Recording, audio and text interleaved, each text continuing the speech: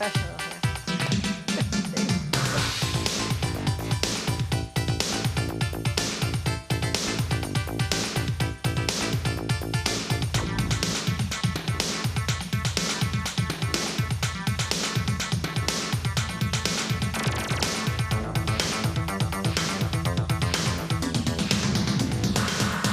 Good afternoon and welcome to Virginia's Views and Vibes, and I'd like to wish you all a very Merry Christmas, Happy Hanukkah, and Happy New Year.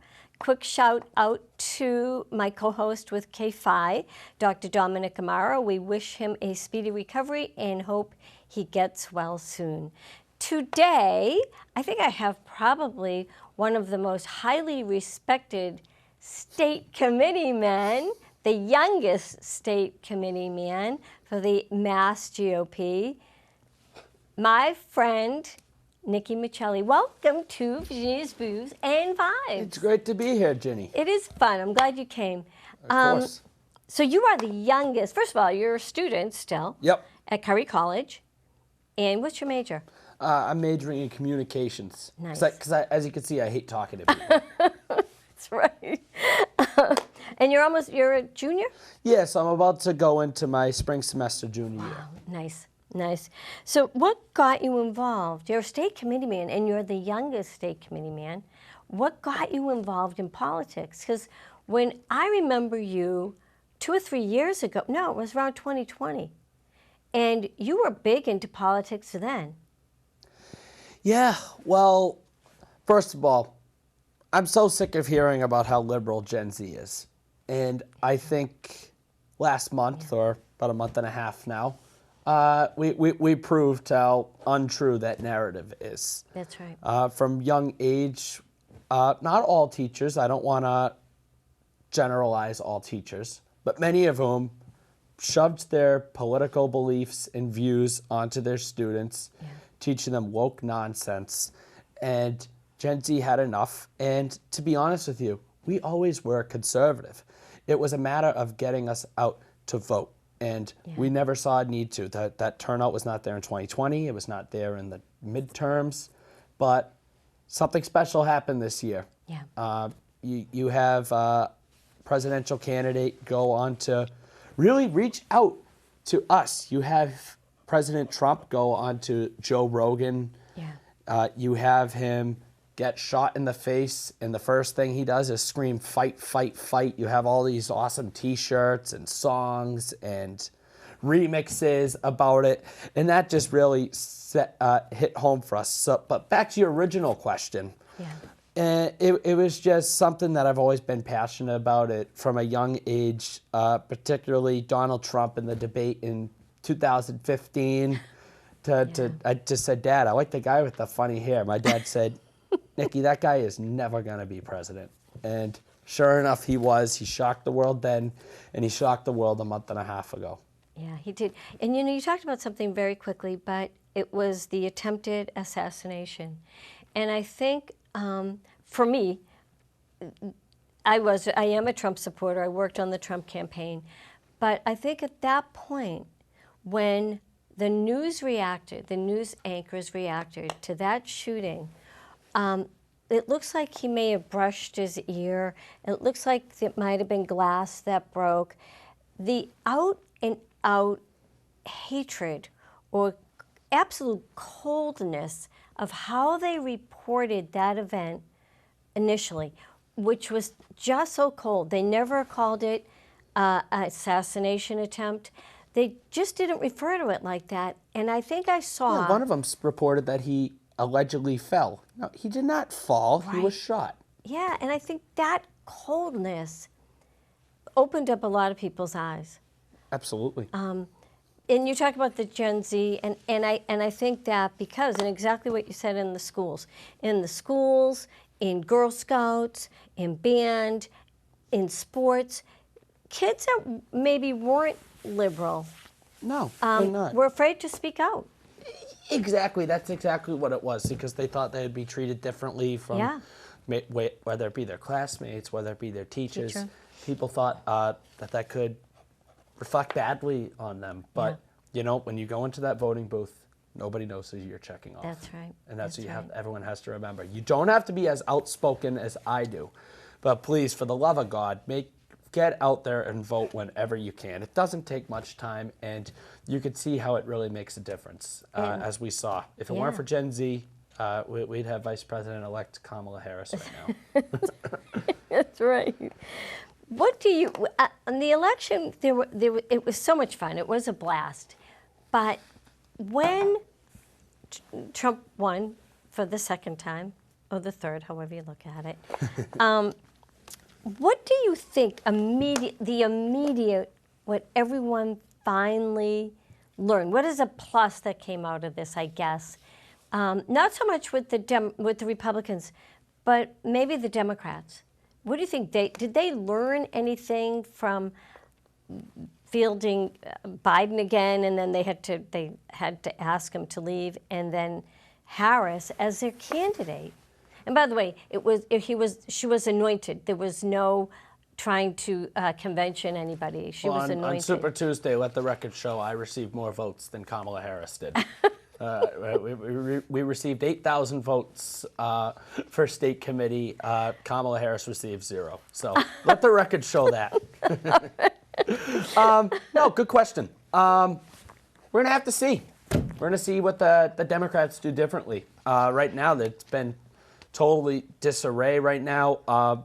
We see right here in Massachusetts, Democrats go after reliably Democrat Congressman Seth Moulton, simply because he said men should not be participating in women's sports. That's not a right-wing issue. That is a common sense issue. Okay, should not be able to put on a mini skirt and then run onto a woman's lacrosse field, whatever you might call it. Right. It's complete and total nonsense. And let's just look at the Democrat strategies for in that election.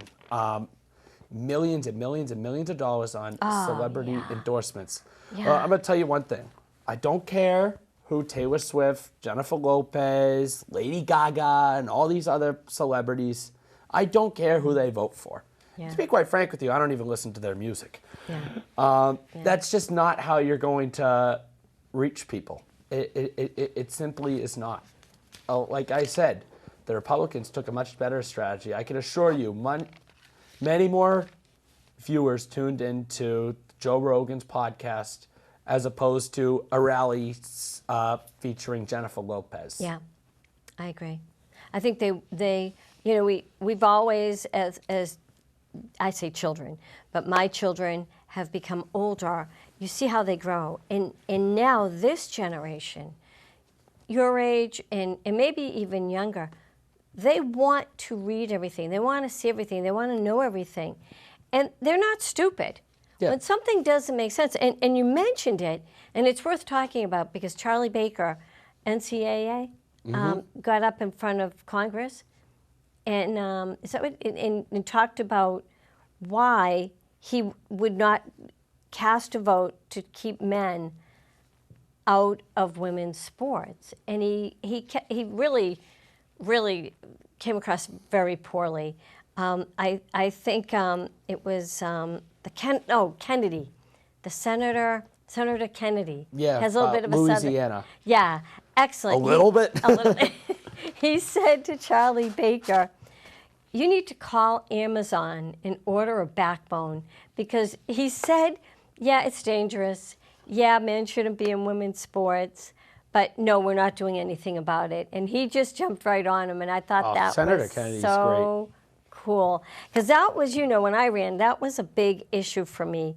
It is so, and I can't get this into people's heads, it is so insulting to me as a female to think transgender men or transgender women dress up, like you said, in a wig, fake nails, and put on a miniskirt and makeup and say, now I'm a woman.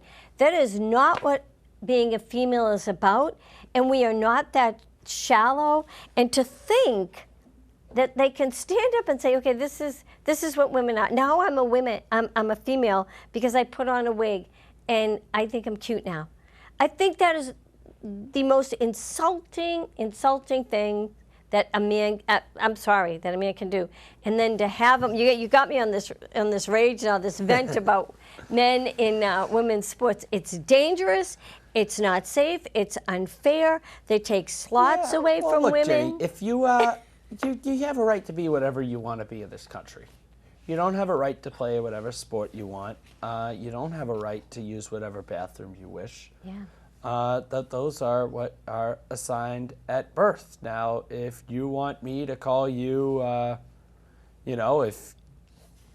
if you want to call me Nicole instead of Nikki, that's okay. But if I decide to do that, but you know what? I'm not going to go on to. I could promise you this. I'm not going to try out for the Curry College women's hockey team. I will not do that. You know, I'm going to use the proper bathroom. Right. I might change my pronouns, but I'm not going to play women's sports. And I kind of agree with you. I really don't care. I don't care if you're not hurting anyone. I don't care. But to think that that's all it takes and there's not a difference, you're sadly mistaken. But anyway, I can't. That was one of my. Yeah, we're gonna issues. get sucked way too deep into that rabbit hole. I know, really. So I guess getting back to the Democrats in a way. Now their center is now Fetterman. He's speaking in the center now, and Bernie Sanders to some degree. Do you think more will follow him, or you think the AOCs and the what's the other one that is with AOC all the time? Oma. The one that married her, Oma. The one that married her brother. I'm going to stop right there. I didn't say that. Nikki did. I said that. Do you think that they will have to be pulled more center, and do you think they will go more center? Yeah, so last week I was in Phoenix for right. America Fest, and I was at the Brad Wyatt, if you're watching. I was taking, so his daughter and I went out to a party, and we went back to the hotel, and she got up to a room, whatever, and then I'm walking out of there to go to my hotel. My hotel was literally right across the street. Yeah. And I see walk in the door, this is 1 o'clock in the morning, Cenk Uygur from the Young Turks. Very, very, very liberal. Really? And I went up to him. I said, "You're Cenk." He said, "I sure am. I'm wearing my MAGA hat. I'm wearing probably the same jacket." And we talked, and I said, "You know what, Cenk? I don't agree with any of your policies, but you know what? You're the only Democrat who tells the truth. The American people do not want to go into war in Ukraine. Right. The American people don't want to go into a war in Israel. What the American people want is peace." Right. And you know what the American people on both sides said? Joe Biden is not fit to run for president, and he sure as heck is not fit to even be in the Oval Office right now and run. Yeah. And that's the fact of the matter. And he said, "Thank you, I really appreciate it." I said, "You know, Cenk, if they listened to you, perhaps we'd have a different election right now." Yeah. He says, "I think you're right." He said, "I think we would have won." I said, "I don't know about that, but yeah. you guys would have done a whole lot better without running that corpse for a year." He ran for president for 1 whole year. It's crazy. And they wonder why. I'll say this: I don't trust the government. And when you when you're supposed to have more faith, and like you said, this man that is not, he's not even close to being with it, is standing behind a mic saying foolish things, and they're saying, "Isn't he quick? Isn't he sharp?" He's sharpest in the morning. He's sharpest, right after this press. You should see him in the Oval Office. It's a crock. You know it, and they're banking on this lie. And another thing that was so insulting, we're all over Facebook. I'm the biggest one, really. And when you see people saying, "My mother, my father was in a facility geared towards Alzheimer's, and they were better than Joe Biden," you know that there's something wrong and that they're lying. And that it wasn't just that; it was a lot of other things. But he just did the debate, I guess, in June. That should anger every single American. Yeah. That should anger every single American. I agree. And if it weren't for Elon Musk purchasing X, Yeah.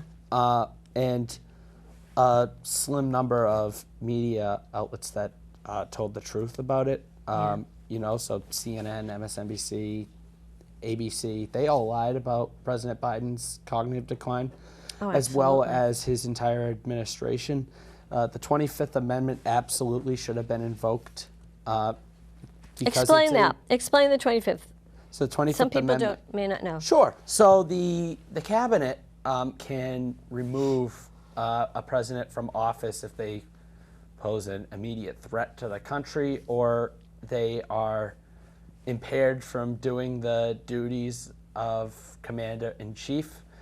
And it is clear that as a result of President Biden's age, that he could not serve effectively as commander-in-chief, which poses a horrific threat to our nation's national security. And, you know, people say, oh, how relieved are you that Donald Trump is president-elect? Not relieved at all. I will be relieved on January 20th because these next 3 weeks are going to be tough. And these last 4 weeks have been tough.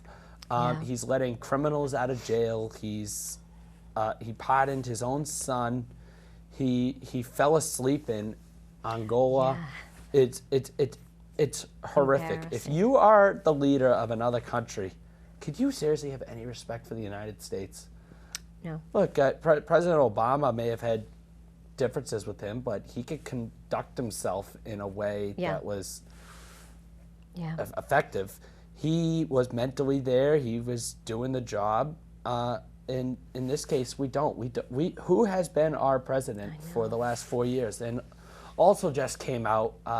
Forget the source. We'll have to check that out later. Yeah. But 40% of President Biden's presidency was on vacation. I heard that. Yes. If any job, if you took 40% of the days off, you would be fired. Yeah. There is not a single employer that would hire somebody that shows up to work 60% of the time. That is absolutely outrageous. You're gone. You're gone. Could you imagine if a teacher missed 40% of the days of school? Oh, my God. No. It's outrageous. No. I don't know if you heard this, but last night, President Biden did say that Jimmy Carter last year asked him to do his eulogy. I can't even imagine. I actually, we were sitting watching him, and I said to George, did he really just say that? They aren't going to let him do that. I can't even imagine. President Biden didn't ask President Carter to read his eulogy. Yeah.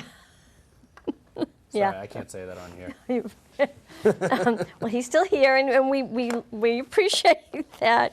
But I can't even looking back at like 4 years when he first announced, when he first came and he started a campaign, the difference between that and that debate and just watching him all the time. There's a show, Jesse Kelly. I don't know if you ever listen to him, but he does the every time Biden made a mistake, he'd just play it over and over again. But he had like 10 a night every time the guy spoke. It's funny, but it's also, to me, it rings of abuse. Well, we started off talking about young people. Is that supposed to appeal to a young person? Yeah, no. You don't get any trust. I don't think so. And yeah, I get it. President Trump is not young, but his vice president is. But Vice President Vance is 40 years old. I had a very nice conversation with him in New Hampshire. He told me that that my age was my greatest strength, not my greatest weakness, because he warned me that people would try to use that against me. And he said the exact same thing happened to him when he ran for the U.S. Senate seat in Ohio. They said, JD, you're too young, wait a little bit. But he jumped into that race anyways. He won. It was one of the most watched races in the country. And in 3 weeks, we will watch Senator Vance be sworn in as the youngest vice president in American history. And that's going to be such a proud moment for young conservatives everywhere like myself. I agree. How old is he? He's 40 years old. 40 years old. That's and, like that. And that's what I'm looking forward to. That just as much as seeing President Trump put his hand on that Bible, because just to think that's someone, a blue-collar kid who had blue-collar. Lower than that. Oh, yeah. Who had a mother who suffered from addiction, was raised by his grandmother. Yeah. He overcame so much. By the way, read his book. His book is incredible. Yeah, I have it, And He's to he's see got a that, great is story. that not the American success It is. story? Absolutely. So- it is. That's going to be a proud moment for a lot of Americans when he's sworn in as vice think president. so. Like I said, it's just as exciting as seeing President Trump get sworn in. I think so too. And actually, that book is also a movie. So, but read the Terrific book movie, or too. see the movie. Read the book, then read Yeah, the movie. then see the See that movie. my English teachers will be happy with me about that. They will. But yeah, I like him too, and he talked about a hard life and no excuses, no excuses with him. He knew what he had to do. He did it. He didn't want to stay where he was, and he didn't take pity on himself. And I think we all can learn from And that. get this, we were talking about Democrat messaging. The Democrats called him weird. Yeah, I know. How horrible. Yeah. And that's not weird. No, it's not That's what weird. you want your. Tell me, would you rather your son be like J.D. Vance or Hunter Biden? Well, I have two sons who I'm very, very proud of, by the way. And yes, you know what? They would be, or they are the same way. They respect women. They went out and they got an education, graduated from college. All my kids did. But there were times in high school where one of them, not either one, could have said, you know what, I'm done. I just don't want to do this anymore. But they didn't do that. They kept at it, and they are very successful. I'm very proud of them. But you're right. When you sit there and wallow, Good you just parenting. go down. Well, thank you. They're good kids. But you know what? It really is true. He pulled himself up. I mean, what an example. What an example to everyone. I'm It's an happy to. inspiration to us Yeah. all, I think. Yeah. Whether you come from a wealthier background or a poorer background, it's an inspiration. Let's only, cause I'm trying to think how much time we have left, but I want to hit this subject because when you say that we're going to close the borders, people go berserk.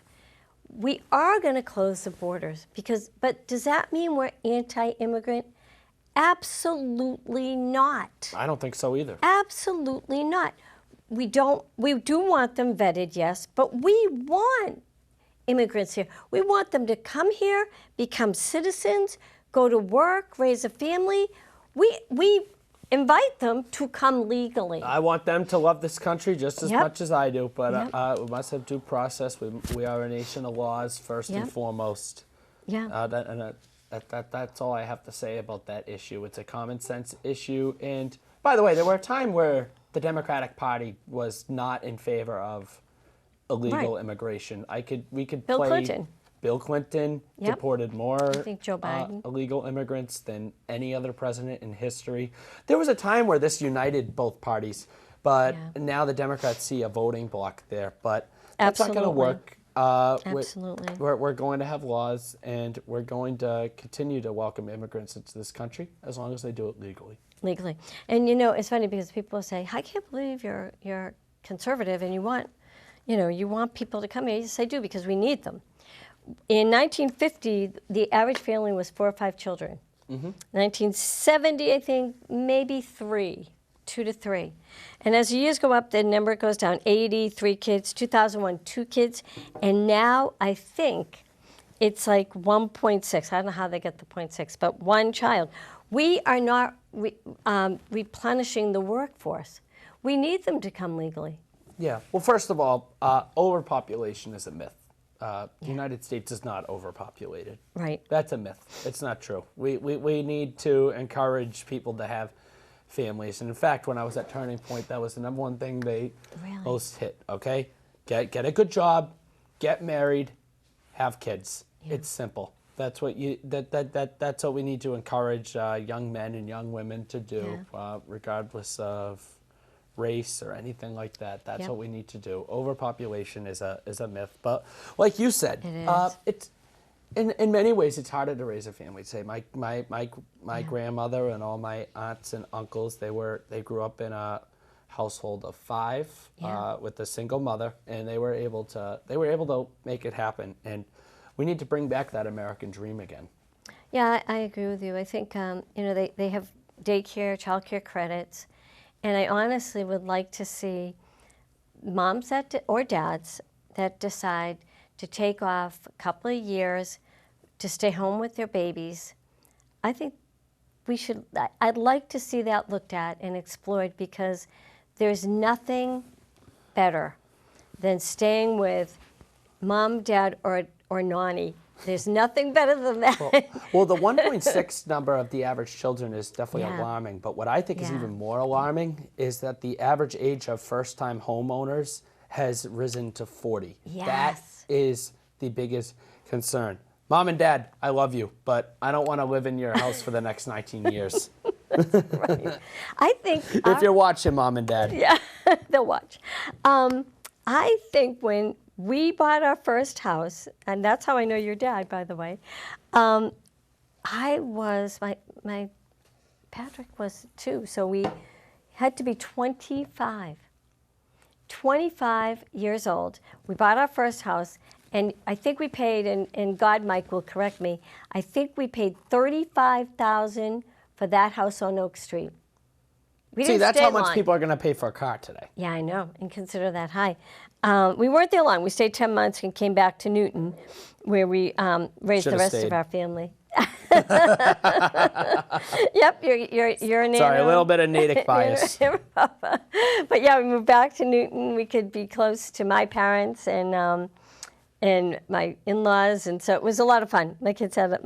But again, it goes back to that core, that family. Your grandmother's right there. Your grandfather, aunts. My kids had the best.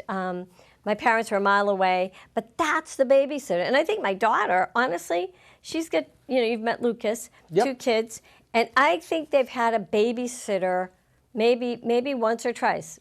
Yeah. And other than them, the kids we babysit them.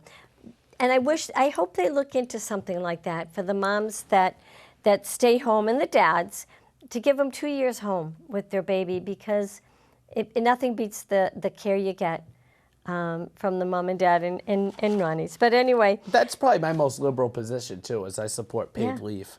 Yeah. A lot of people in Yep. the party don't support that. I Yeah. 100% wholeheartedly do. If we're going to call ourselves pro-life, we have to support paid family leave. And Yeah. I 100% support that. I agree. I was going to ask you about this, that how much do you think, because we only have a few minutes, the soccer moms, you always hear about soccer moms and they don't like Trump or whatever, but how much do you think the soccer moms and the young families, their vote with the craziness of what they're teaching kids now? And I specifically DEI, Yeah. specifically that in drag queens in the classroom.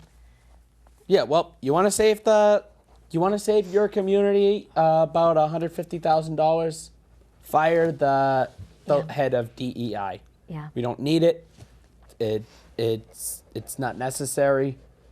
They don't really bring a lot to the town. They don't really bring that much diversity. I think diversity is a good thing. Fact of Yeah. the matter is they don't do that. So Yeah. if you want to save a lot of money, fire your DEI director, take control of your select board, your school board, get Yeah. them out of there. It's Absolutely. ridiculous. But no, you're right about soccer moms, and that's the thing. They don't want regular people to get involved in politics.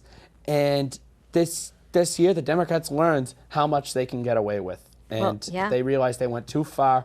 And that's why you got people like myself, people like moms and dads, Yeah. middle class families to get out and vote. And you know what? If 2024 wasn't a mandate, I don't know what is. I know. Look at it and learn from it, or maybe not. But for the women and the in sports too, all of that just came piling down, and they said, "You're breaking us. We're broke. We're done with this. This is not the way life should be." And hopefully, it'll be a happy 2025. New president, new vice president, and no place to go but up. Thank you for joining us. We'll see you in 2 weeks. Happy New Year. Bye-bye.